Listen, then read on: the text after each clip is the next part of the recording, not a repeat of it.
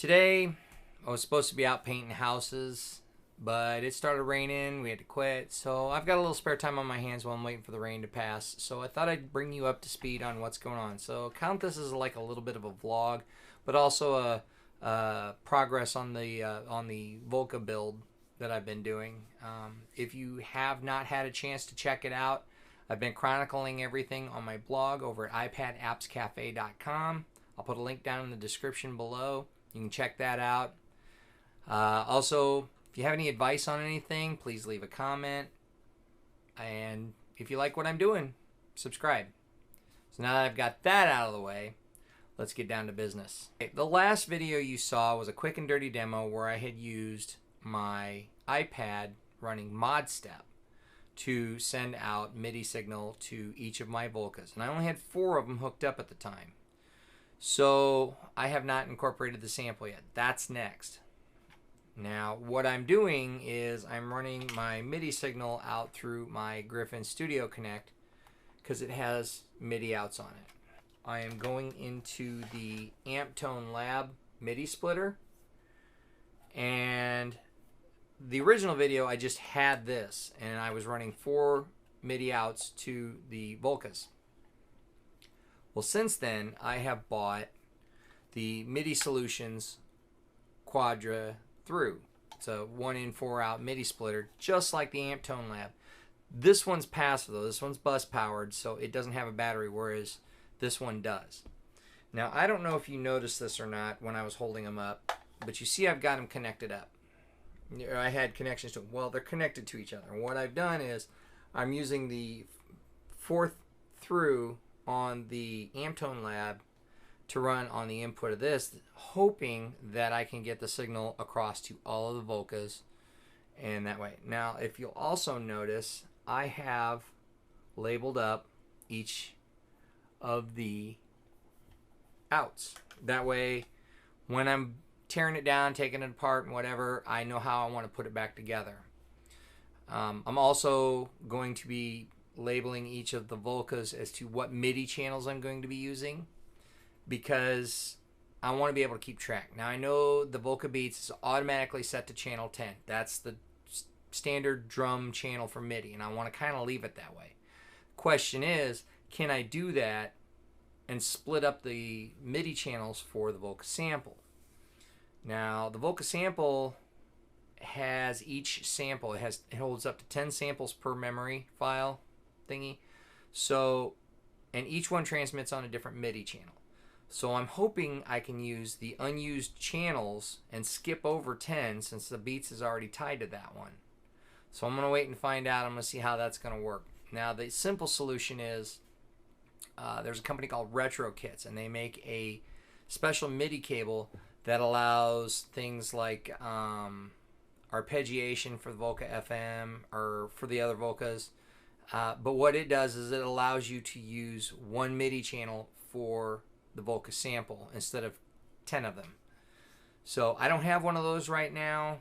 Maybe down the road I might get one. For now, I'm going to see if I can get this system to work. Because really, honestly, even with what I've got and the rest of the gear that I'm going to show you, I'm going to use all 16 channels, but I won't need any more. Now, if I add any more gear, that's going to change things. So we're going to have to play that one by ear. So let me show you everything that I'm using right now, and we'll go from there.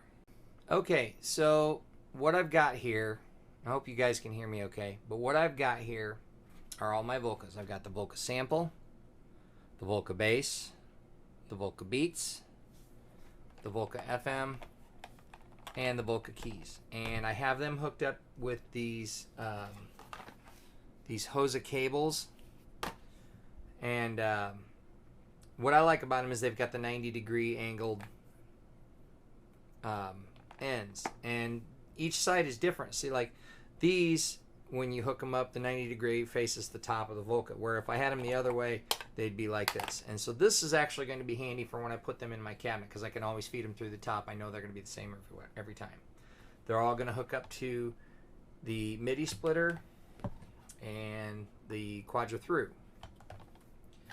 I'm going to use these micro mixes for submixing. Now, so far I've only got the 3, And I haven't quite decided how I'm going to do that. If I'm just going to feed each side into my Korg Chaos pad, or if I'm just going to go ahead and go to a regular mixer and run the Chaos pad through the effects loop of my mixer. I mean, the idea behind this is I wanted to make it a compact contained unit. Now, the only other piece I don't have here right now is my microbrute. I've got that put away. I haven't gotten that far yet. I'm just going to see if I can route this signal and make it work. And then to hook the iPad up to the whole thing is my Griffin Studio Connect. And since it has the MIDI out and it also has audio out and audio in, I should be able to run it all and hopefully feed the signal back in. For most of the videos that you'll see when I'm doing performances, I will actually be feeding direct feed into the camera. No mastering or anything like that unless I can do it on the fly. And then, of course, we have little monkey cat, Frankie. And she's hanging out with me because she wants me to get her to chase the little red dot.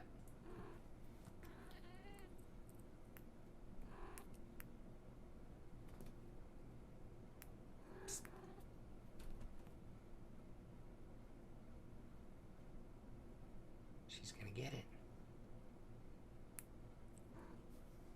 Where'd it go?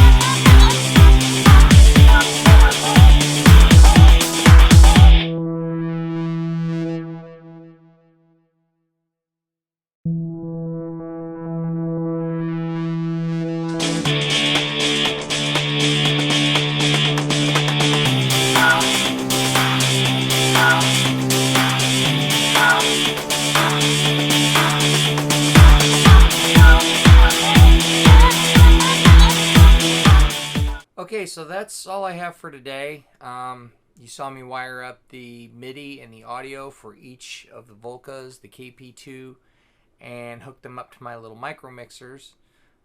In the next video, I am going to do a test run and see how it works out and see if all the connections work and everything. And from there, we'll work on building the cabinet and getting all the Volcas in place and wiring everything up again and seeing how we go.